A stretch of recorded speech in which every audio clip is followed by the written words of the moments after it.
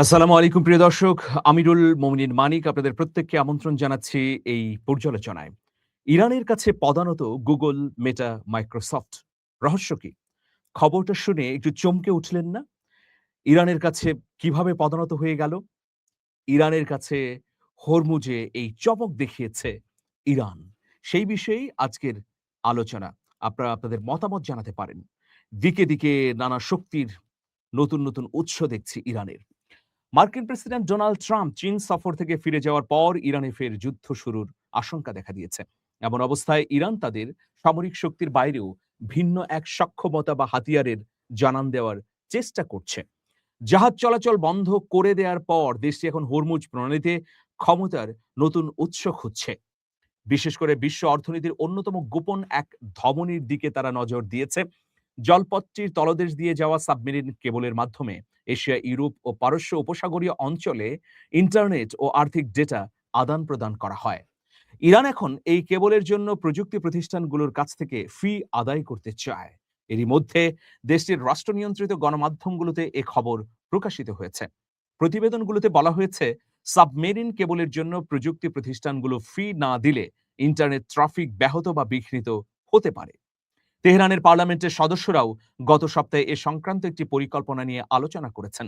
ইরানের সামরিক মুখপাত্র ইব্রাহিম জুলফাগারি সম্প্রতি সামাজিক যোগাযোগ মাধ্যমে এক্সে ঘোষণা করেন, আমরা ইন্টারনেট কেবলের ওপর ফি আরোপ করব। ইরানের বিপ্লবী গার্ড বাহিনীর সংশ্লিষ্ট গণমাধ্যমও জানিয়েছে, রাজস্ব আদায়ের পরিকল্পনার অংশ হিসেবে গুগল, মাইক্রোসফট, মেটা ও আমাজনের মতো কোম্পানিগুলোকে ইরানি আইন মেনে চলতে হবে। ভেবেছেন কি কৌশল করেছে ইরান? কি ফাঁদে পড়লেন মার্কিন যুক্তরাষ্ট্রের প্রেসিডেন্ট ডোনাল্ড ট্রাম্প?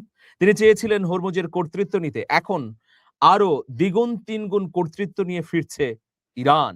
পাশাপাশি সাবমেরিন কেবল পরিচালনাকারী প্রতিষ্ঠানগুলোকে লাইসেন্স ফি দিতে হবে। এই কেবলগুলোর মেরামত ও রক্ষণাবেক্ষণের একচেটিয়া অধিকার থাকবে ইরানি সংস্থাগুলোর হাতে। গুগল, মেটা, মাইক্রোসফট সহ অন্য টেক জায়ান্টদের মধ্যে বেশ কয়েকটি কোম্পানি হরমুজ প্রণালী ও পারস্য উপসাগরের তলদেশ দিয়ে যাওয়া সাবমেরিন কেবলের পেছনে কোটি ডলার বিনিয়োগ করেছে। তবে কেবলগুলো আসলেই ইরানের জলসীমার ভেতর দিয়ে গেছে কিনা তা এখনো স্পষ্ট নয়। তাছাড়া কঠোর মার্কিন নিষেধাজ্ঞার কারণে প্রযুক্তি জায়ান্টগুলোর পক্ষে ইরানকে যে কোনো ধরনের অর্থ পরিশোধ করা সম্পূর্ণ নিষিদ্ধ। ফলে ইরানি শাসক গোষ্ঠী কিভাবে তাদের এই আইন মানতে বাধ্য করাবে তা নিয়েও ধোঁয়াশা রয়েছে। রাষ্ট্র নিয়ন্ত্রিত ইরানি গণমাধ্যমগুলোর প্রতিবেদনে সাবমেরিন কেবলের ক্ষতি করার প্রচ্ছন্ন হুমকিও রয়েছে। এমনটা হলে তা বৈশ্বিক ডেটা স্থানান্তরের ক্ষেত্রে কয়েক ট্রিলিয়ন ডলারের ক্ষতি সাধন হতে পারে। বিশ্বব্যাপী ইন্টারনেট সংযোগকে মারাত্মকভাবে প্রভাবিত করবে। ইরানের সম্ভাব্য পদক্ষেপটি নিয়ে মার্কিন প্রযুক্তি কোম্পানিগুলোর ভাবনা জানতে যোগাযোগ করেছে সিএনএন। তাৎক্ষণিকভাবে তাদের কোনো মতামত পাওয়া যায়নি। সংযুক্ত আরব আমিরাত ভিত্তিক হাত্তুর রিসার্চ সেন্টারের জ্যেষ্ঠ গবেষক মুস্তফা আহমেদ পারস্য উপসাগরে সাবমেরিন যোগাযোগ অবকাঠামো নিয়ে গবেষণা করেছেন। তিনি জানিয়েছেন, বেশ কয়েকটি প্রধান আন্তঃমহাদেশীয় সাবমেরিন কেবল হরমুজ প্রণালীর মধ্য দিয়ে গেছে। তবে নিরাপত্তা ঝুঁকির কারণে আন্তর্জাতিক অপারেটররা প্রণালীর ইরানি জলসীমা এড়িয়েছেন। তারা বেশিরভাগ কেবল জলপথটির ওমান অংশে স্থাপন করেছেন। ইরানের সম্ভাব্য কোনো হামলায় এই সাবমেরিন কেবল ক্ষতিগ্রস্ত হলে পারস্য উপসাগরীয় অঞ্চলগুলোর দেশগুলো নেটওয়ার্কিং এর ক্ষেত্রে মারাত্মক বিপর্যয়ের মুখে পড়তে পারে। তাদের গুরুত্বপূর্ণ তেল, গ্যাস রপ্তানির পাশাপাশি ব্যাংকিং কার্যক্রমও বন্ধ হয়ে যাবে।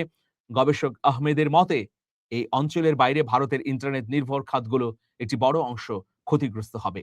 বিশেষ করে আউটসোর্সিং শিল্প কয়েকশো কোটি ডলারের লোকসানের মুখে পড়বে। সাবমেরিন কেবলগুলো মূলত বৈশ্বিক যোগাযোগের মেরুদণ্ড, এটা তো অনস্বীকার্য।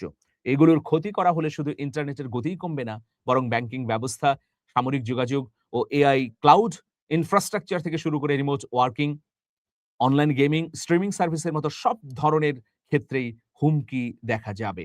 ব্লুমবার্গ ইকোনমিক্সের মধ্যপ্রাচ্য বিষয়ক প্রধান দিনা এসফান্দিয়ারি বলেছেন, ইরানের এই হুমকি মূলত হরমুজ প্রণালীর উপর নিজেদের প্রভাব প্রদর্শন করা এবং বর্তমান শাসন ব্যবস্থা টিকিয়ে থাকা বা টিকিয়ে রাখা নিশ্চিত করবার একটা কৌশল। এর মূল উদ্দেশ্য হচ্ছে বিশ্ব অর্থনীতির উপর এমন একটি বিশাল ব্যয়ের বোঝা চাপিয়ে দেয়া, যাতে ভবিষ্যতে আর কেউ ইরানে আক্রমণ করতে সাহস না পায়। ইরানি গণমাধ্যমগুলো দাবি করেছে যে সাবমেরিন কেবলের উপর ফি আরোপের প্রস্তাবটি আন্তর্জাতিক আইনের সঙ্গে সঙ্গতিপূর্ণ। তারা 1982 সালের জাতিসংঘের সমুদ্র আইন বিষয়ক কনভেনশনের কথা উল্লেখ করেছে। এর ৭৯ নম্বর অনুচ্ছেদে বলা হয়েছে, উপকূলীয় রাষ্ট্রগুলো তাদের নিজস্ব ভূখণ্ড বা আঞ্চলিক জলসীমায় প্রবেশকারী কেবল বা পাইপলাইনের উপর শর্ত আরোপের অধিকার রাখে। সুতরাং জাতিসংঘের সনদ অনুযায়ী ইরান এই কাজটি নির্বিঘ্নেই করতে পারে।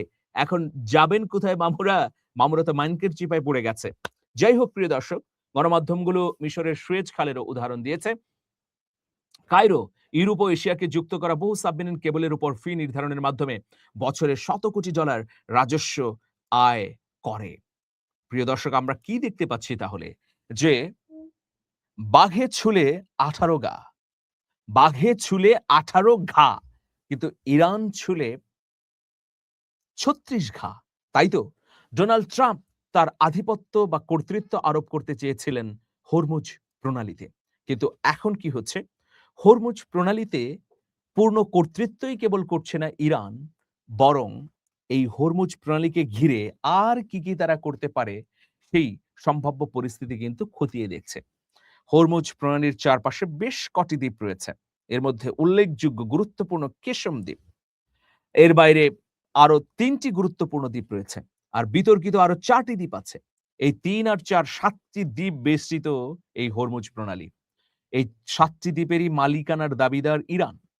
দেখুন, এই দ্বীপকে পুনর্গঠন, দ্বীপের বাণিজ্যিক বিস্তৃতি, অবকাঠামো উন্নয়ন যদি করা হয়, তাহলে এই দ্বীপকে ঘিরে হরমুজ প্রণালীকে সামনে রেখে ইরান এই পুরো অঞ্চল জুড়ে একটা বাণিজ্যিক হাব তৈরি করতে পারবে।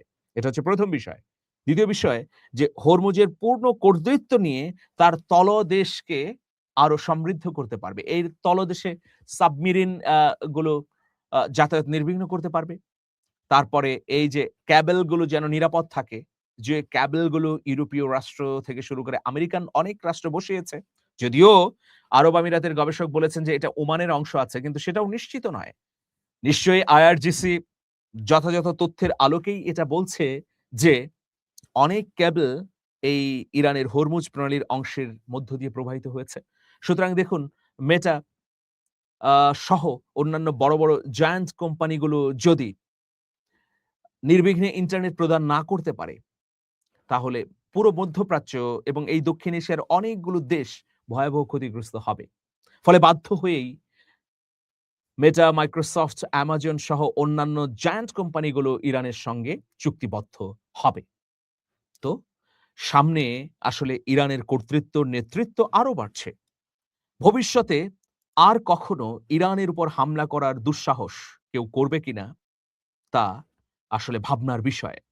মার্কিন প্রেসিডেন্ট ডোনাল্ড ট্রাম্প যতই বলুন না কেন, তিনি আবার যুদ্ধ শুরু করতে গেলে তাকে ভয়াবহ পরিস্থিতির মুখোমুখি পড়তে হবে। জনগণই আগামী মধ্যবর্তী নির্বাচনে তাকে টেনে ছিঁড়ে খুবলে ক্ষমতার মসনদ থেকে নামিয়ে দেবে। সেজন্যেই ডোনাল্ড ট্রাম্প বিমর্ষ। তিনি প্রাণ খুলে হাসতেও পারছেন না। তিনি কি করবেন, সামনে কোনো পথ নেই। দেখুন, গুগল, মেটা, মাইক্রোসফটের মতো জায়ান্ট অ্যারিস্টোক্রেট ইন্ডাস্ট্রির মালিকরা এখন ইরানের কাছে ধরা। কারণ ইরান এমন এক জায়গায় হাত দিয়েছে, এমন এক অবস্থানে তাদের কর্তৃত্ব জাহির করেছে বা বিশ্বে প্রদর্শন করেছে যে দম বন্ধ হবার মতো অবস্থা। তো এখন কি হবে? এক হরমুজ প্রণালীর কারণেই তো বৈশ্বিক তেলের সংকট, জ্বালানির সংকট ভয়াবহ রূপ ধারণ করেছে। মার্কিন যুক্তরাষ্ট্র এবং ইউরোপীয় রাষ্ট্রগুলোর অর্থনৈতিক অবস্থা একদম টালমাটাল। আর অন্য জায়গাগুলোতেও যদি একই অবস্থা তৈরি হয়, তাহলে কি হবে? সেটাও ভেবে দেখতে হবে। প্রিয় দর্শক, আমরা অব্যাহতভাবে ইরান প্রসঙ্গ নিয়ে আলোচনা করছি। আপনাদের মতামত থাকলে আপনারা অবশ্যই জানাবেন। আমাদের আর কি, কি আপডেট করা উচিত সেটাও জানতে চাই। YouTube এর কমেন্ট বক্সে গিয়ে কমেন্ট করুন। আমরা সময় সুযোগ করে এই কমেন্টগুলো পর্যালোচনা করি। আপনাদের মতামত, প্রত্যাশা এবং সংশোধনী আমাদের বিবেচনায় থাকে। সবাই অনেক, অনেক ভালো থাকবেন। শুভেচ্ছা নিরন্তর। আর একটি ঘোষণা, আমার একটি বই বেরিয়েছে। যারা আমাকে ভালোবাসেন বা আমার শুভাকাঙ্ক্ষী, হেটার্সদের প্রতি আহ্বান জানাচ্ছি না। তাদের প্রতি আহ্বান জানানো মানে অরণ্যে রোদন। আমার লাভার্সদের, আমার যারা ভালোবাসেন, যারা প্রিয় মানুষ, যারা আমার মঙ্গল কামনা করেন, তাদের প্রতি আহ্বান যে আমার এই নতুন বই, নতুন উপন্যাস 'হাদি ফিরলেন রাষ্ট্রপ্রধান হয়ে' এটা সংগ্রহ করবেন প্লিজ। আপনারা একটা নাম্বার আছে, সেই নাম্বারে ফোন করে। তাহলে আমি খুবই খুশি হব, আন্তরিকভাবে অনুপ্রাণিত হবে। সবাই অনেক, অনেক ভালো থাকবেন। শুভেচ্ছা নিরন্তর। আল্লাহ হাফেজ।